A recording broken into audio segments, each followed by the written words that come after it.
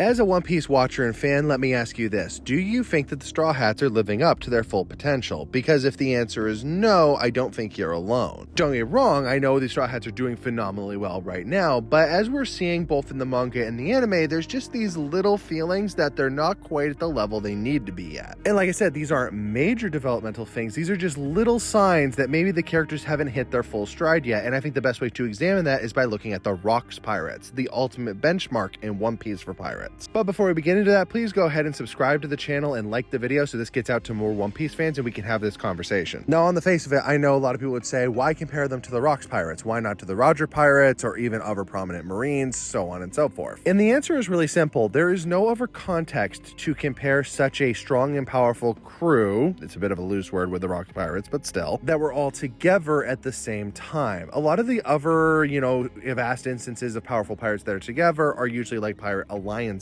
Just think about what Wano would have been like if Big Mom wasn't there, kind of thing. You know what I mean? That's still an exceptionally strong crew in the Beast Pirates, but you take Big Mom out of the arrangement, it frees up a lot of manpower and resources. And when we look at the Rocks Pirates, they were the most dangerous pirates of their era. They were arguably the most dangerous pirates even into the current One Piece era for a long time. And if you believe the rumors, it's largely estimated that a lot of people think that Rocks had to be fought by a combination of Roger and Garp at the same time. And this was a crew that was so threatening to the world, it did basically force the Celestial Knights, the Roger Pirates, and the Marines to all have to work together, even if only indirectly. But in order to measure the type of power the Straw Hats will need at the end of the series, as we're kind of getting a taste of that in the manga, how do they stack up? Well, I think that we should go down the list and start with probably the weakest members and then work our way up. This is a little difficult because we don't even know who all the members of the Rocks Pirates were, but we got at least a couple members that we can start with the bottom tier. So let's go ahead and compare Nami, Usopp, and Chopper to what are probably the most well-known lowest ranking members of the Rocks Pirates: Captain John Morgan, Buckingham Stussy, and Streusen. Well, I think that it's a bit interesting here because we're talking about three of the weaker members of the Rocks Pirates, but it is important to remember what these characters have accomplished. Morgan was one of the stronger fighters on the Rocks crew, and I'm acknowledging that as I put him in the bottom tier, but he was considered an exceptionally strong pirate. The only reason he died was his crew mutinied on him. Great fighter, terrible captain. And then you have Buckingham Stussy, a person who was also considered often a freeloader, but she was a pretty smart scientist, absorbing the knowledge from her compatriots and Mads and eventually using it to produce a son of her and Whitebeard. Stussy also gets a little bit interesting because if we compare her with her clone, she at least had the physical abilities to match a Cypher Pole Zero agent. Which leaves us with the last contender, which is Streusen. And honestly, I'm not going to spend a lot of time on this, but let's just say that Streusen's history is still pretty shrouded in mystery. He was a strong pirate, and it was strong enough even if he hid behind Big Mom all the time to essentially live on the Rocks Pirates. Yeah, I think it would be close. I don't know per se if our weak trio could actually beat these three because we don't know enough about them, but I will say this, it would probably at least be even. That's not a particularly great thing when I'm talking about the fact the characters we're going up against in the end of the series, so let's move on to our mid trios. Next we have Wang Zi, who's kind of the least known about in the mid trio, but he was strong enough to basically take over Hachinusu after the events of God Valley and held that title for decades until the Rocky Port incident when Blackbeard was able to overthrow him, and he attributes a big portion of that to Kobe. Then we have Shiki the Golden Lion, a character whose exploits are really well detailed in the Strong World film, where he was able to levitate multiple islands, recruit multiple pirates to his cause. He has an incredibly strong levitation float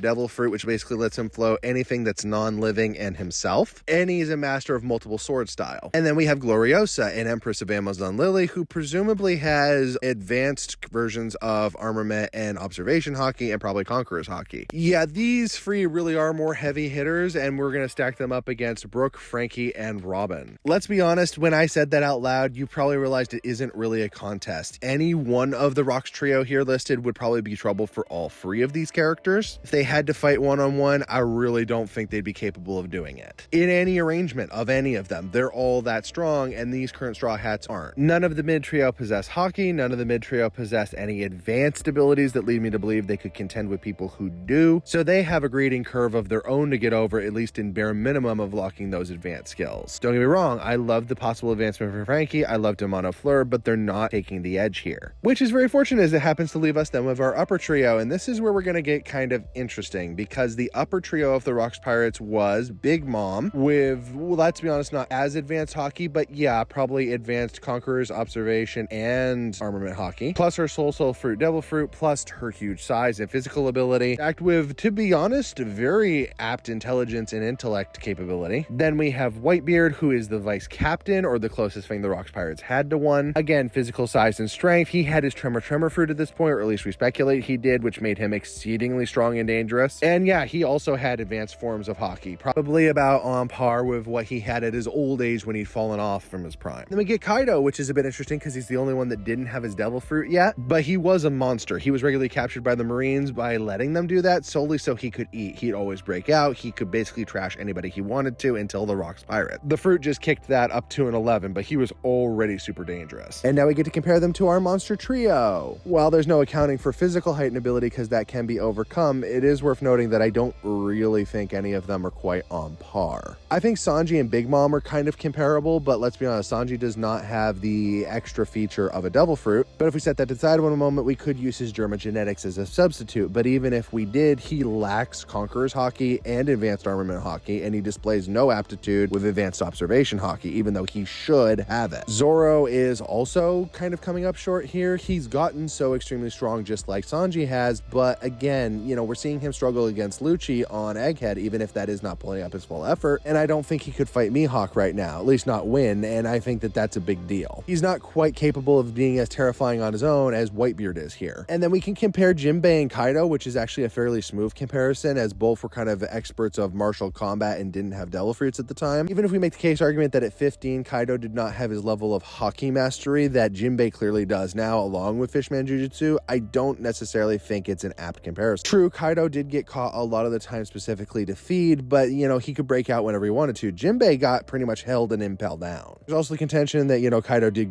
end up getting put in Punk Hazard, but I don't know. That was, you know, kind of after God Valley. We don't really know what the circumstances around that were. That's just how Vegapunk got a hold of his DNA for making Momonosuke's fruit. He might have also actually wanted to get sent to Punk Hazard because he says he's taking a tour, and it is how he found King. So either way, I think we compare that to the fact that, you know, Jinbei really only fights who's who, and that's not even like a major member of Kaido's crew. Yes, he's a Toboropo member, but still. So none of the upper tier are even coming out fair compared to the people they're being stacked against, and that only leaves our captain. Rocks is kind of a bit interesting because we don't even really know what he looks like. We have a vague outline and some impressions of what we know. He was a monster. Capable of fighting a admittedly still kid but massive Loki who was armed at the time. It's also, like I said, some people estimate that Rocks was probably fought by Roger and Garp in unison, which makes some sense because he was strong enough to keep that whole crew in line and not mutiny against him. Even, you know, Big Mom and Whitebeard, who were arguably really dangerous even at this time period. And then we got Luffy, a guy who did successfully defeat, you know, Kaido at not necessarily his age prime, but probably his power prime, and has at this time at least contended with some of the Gorosei, though we'll get a bit more into that as the anime progresses. And, you know, he kind of fought an admiral to a standstill, but it's worth noting, I'm not really sure how much we count him winning against Kizaru. That fight is very weird. Do I think that Luffy might actually become strong enough, you know, to at least rival Rocks and Roger? Because I do think Roger did most of the heavy lifting in his fight with Rocks. Yes, I actually think Luffy is the most primed right now to actually succeed in becoming as strong as a Rocks pirate. While I'm not saying that strength is the absolute barometric in One Piece, you know, this is obviously a very found family friendship-esque crew. Everybody has an important role. I just think as we're going into the final, if the other Straw Hats cannot progress, their roles will kind of end up going to other people who can actually keep up in the fight. Since I really don't want to see that, I do think that Elbaf needs to turn into their training arc for them to get strong enough. Is it right now?